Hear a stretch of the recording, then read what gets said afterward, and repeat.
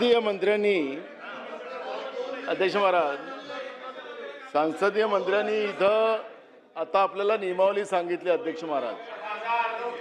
हो थांबा ना गुलाबराव.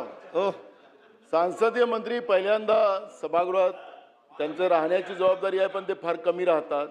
कधी ते या सभागृहात माहिती नाही की संसदीय मंत्री कोण असेल, अशी परिस्थिती दादा वास्तविकतेला आहे.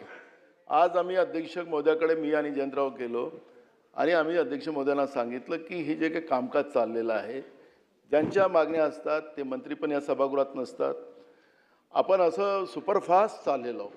मला तर आता दुपारी काही लोक सांगत होते. हो थांबा ना राणेजी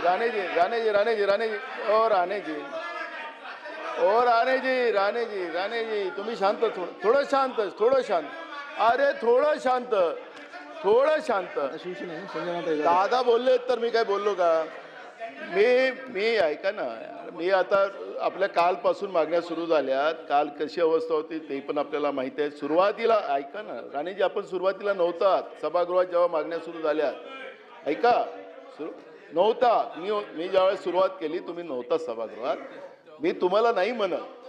आपण ही पद्धत जी आहे ना, आता पंकजाताई, आम्ही हे आता विखे पाटील साहेब आहेत, हे सगळे आमचे सिनियर आहेत. पंकजाताई आमचे ज्युनियर आहेत.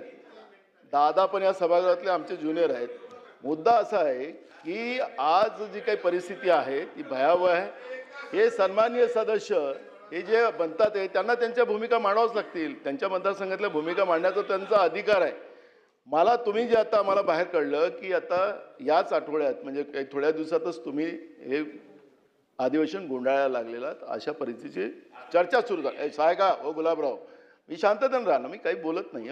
मी संसदीय मंत्री आता खूप दिवसात संसदीय मंत्री आपल्याला भैया आता काय म्हणायचं तुम्हाला ऐका ना, माझं संसदीय मंत्री अशी माझ्या कामकाजाची एकदा आपली पद्धतच ठरली पाहिजे. चला थांबवा आता. संजनाताई जाधव, मला संसदीय मंत्र्यांना माझा स्पेसिफिक प्रश्न आहे. संसदीय मंत्र्यांना माझा स्पेसिफिक प्रश्न आहे. चला 9 वाजेपर्यंत आपण ठरवलं. गट संजनाताई जाधव सुरू करा. अध्यक्ष महोदयांकडे गेलो, त्यांना सांगितलं तुम्ही नव्हता.